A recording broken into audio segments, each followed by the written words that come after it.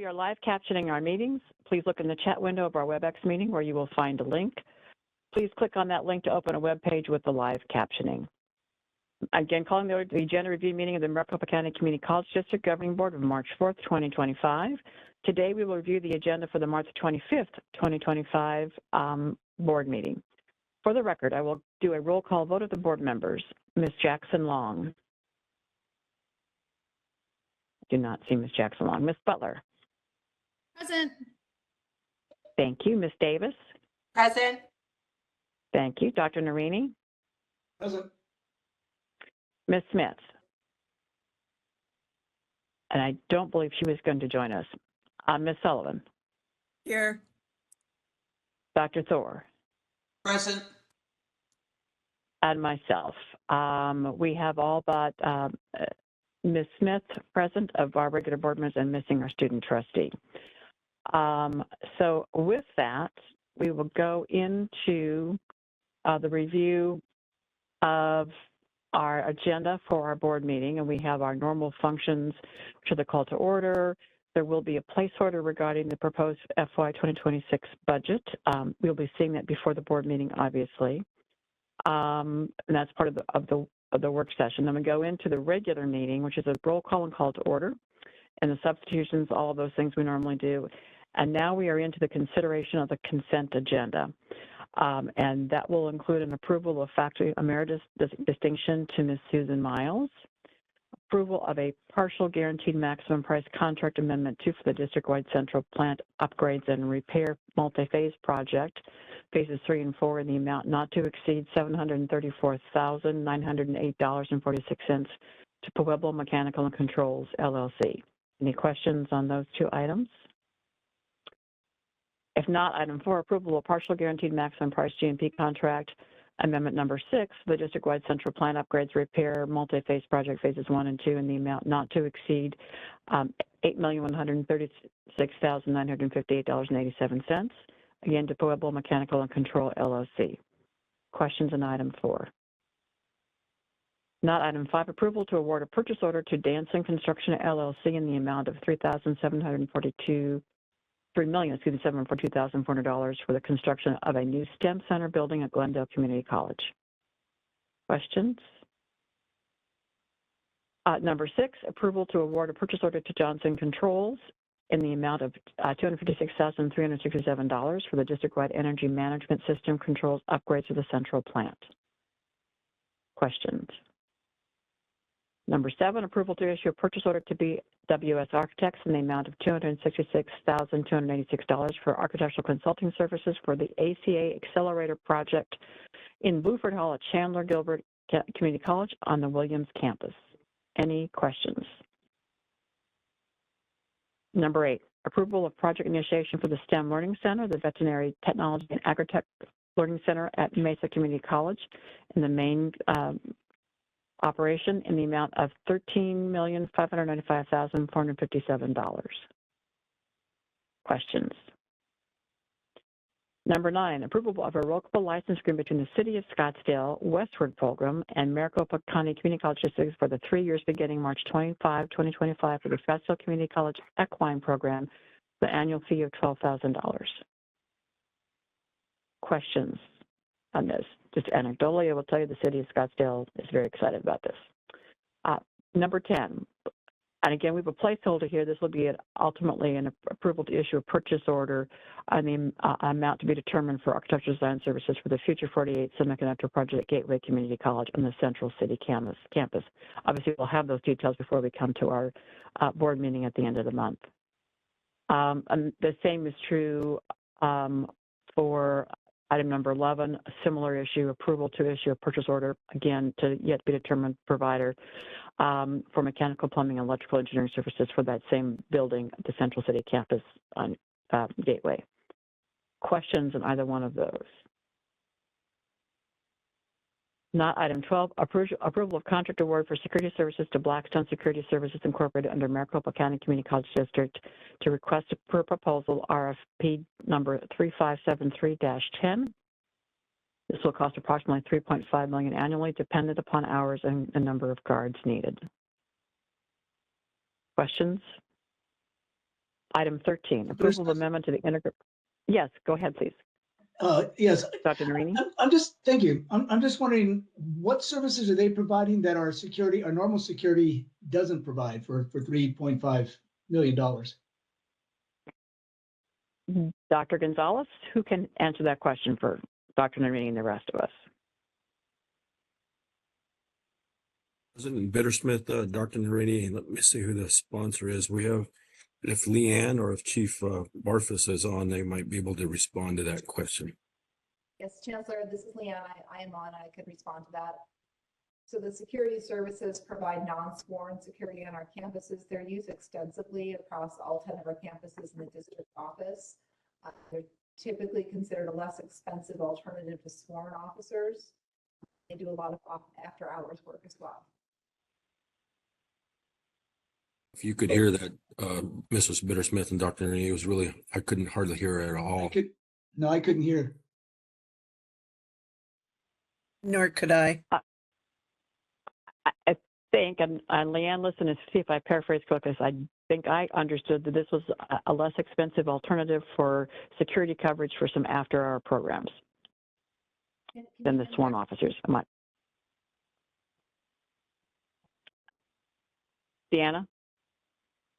Is that, can you hear me now? No. No. How about now? Is that better? A little. That seems to be better. Is that true, Dr. Narini? Just a little. Yeah, I apologize. There you go. I apologize. This is Leanne. So the security services provides non-sworn security at our campuses in the district office. And so that's after hours, and they man a lot of our desks. Sorry, I'm echoing, so I'm a little distracted by my echo. Does that help? This is Ms. Sullivan. President Bittersmith, may I? Please, yeah, I'll ask a question. I think I understood the answer, but let's make sure we all do. Marie? Thank you. I didn't know if I was on mute or unmute there for a minute. So currently the officers that, for example, attend our board meetings are not private security.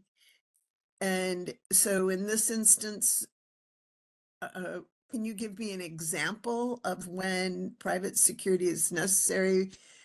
I appreciate Dr. Narini's question because that crossed my mind as well. I'm a little confused on this one. Leanne, can you respond to that? Can you hear me? Yes. Yeah. With an echo. So we currently have a private security company now. So this is a new contract with a new company, but we've had this in place for many, many years. So they'll often man desks at our colleges or at the district office, the front area as you walk in. So they're performing those types of security functions that don't rise to the level of needing a sworn officer. And they also provide after-hours security as well.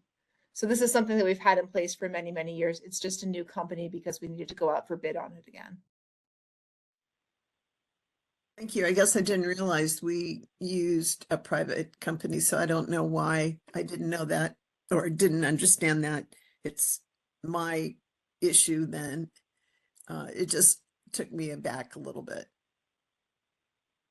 Dr. Narini, did that get you the answer you needed?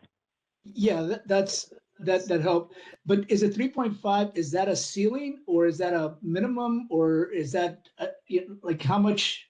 I mean, if we don't use it all, do they still get the 3.5? Because it looks like we're paying by the hour. We do pay them on an hourly basis, but that is not we do not need to spend any money on this contract. I asked that question as well. So there is no minimum spend on this contract. So the 3.5 is approximately the maximum? That is similar to what we spend district-wide every year. Okay. Okay, thank you. Any other questions on this item? If not, thank you, Dr. Narini and Ms. Sullivan, for that. Item number 13, approval of amendment to the Intergovernmental Service Agreement number ACA-2024-57B between the Arizona Commerce Authority and Maricopa County Community College District for the renovation of buildings at Gateway Community College's Central City campus to establish the district's future 48 Advanced Manufacturing Workforce Accelerator. Any questions on this? Item number 14, approval to support a foreign trade zone usage-driven site for PeopleWorks America, Inc. in the city of El Mirage at the Logistics Center at Copperwing. Questions? Item number 15, approval of curricular item courses modifications 2, new 6, deletions 3.3, occupational programs modifications 5, and deletions 14, which are obviously contained in the supporting material. Questions on these changes? Ms. Bittersmith, if I may? Yes, Dr. Narini? I think I've asked this before. I know a lot of work and thought goes into these modifications and changes and that sort of thing. I'm just wondering if it would be possible to get an approximate anticipated cost of what these changes or these new courses are going to cost in terms of course fees and that sort of thing. As I was looking over some of the old course fees, because that's what I do, I saw, a couple that came in over $1,000. These were new courses that came in over $1,000. And then some other modifications went up from, 400 or 500% with some of the changes. And I didn't know if the changes were just part of the curriculum item change, or if it was just a change in materials and that sort of thing. So I was just wondering if that would be possible to include when we look at these curriculum items, if there was a way to get an approximate cost, so it doesn't, when we're looking at course fees, it doesn't come as a huge shock to us when we see that, if we know it's coming from the curriculum changes. President Bittersmith, Dr. Narini will be happy to provide that to you. I want to just make sure that, and we can follow up with you if we have some additional questions to clarify what you're looking for here. But you're hoping that we can identify what associated fees might appear with the addition of new courses, correct? Yeah, with the new courses and then the course modifications or the program modifications, when they make those changes, I'm just curious if those changes are going to impact the course fees considerably. Okay. We will do that. And Dr. Armour, I know that she's listening. That will be assigned to her and her staff for that. And I know that a lot of them won't have an exact amount because they're just changing it, but if just we can get an approximate anticipated amount. Sure. Thank you, Dr. Dr. Gonzalez and Narini Dr. and Armour. Dr. Gonzalez. I have the charge and we will get an analysis together for you. Thank you. And Dr. Armour, can we share that with the full board when that's prepared? Yes, absolutely, Ms. Bittersmith. Well, I guess what I'm asking is if we can include that in future approval items, because there wasn't anything specific on this one that I was looking at. Just as we go forward, can that be added to these items? Because these curriculum items come across quite frequently. So if that could just be added to the table that is submitted. Yeah, I We'll think work to we do can. that, Dr. Reed. Yeah, Thank we you. will retroactively work it out for this particular item, and then we will improve our process so that you're seeing that in future. Thank you. Thank you, Dr. Gonzalez and Dr. Armour, and thank you, Dr. Narini, for the question. Okay, at this point, then we will move on to the non-consent action items, and there's just one, which is the second read and adoption of the suggested revisions to Maricopa County Community College District Governing Board Policy 4.5, dealing with board meetings. Any questions at this point? Seeing none, then we're on the first read and information, which includes the employment and separations from January 18, 2025 to February 7, 2025. Any questions? And then item 2 under the first read of information is the first read of the 2025-2026 residential faculty agreement effective July 1, 2025. Again, any questions? We will have our monitoring reports, which will be the budget analysis report of Fund 1, which will be forthcoming before we get to our board meeting.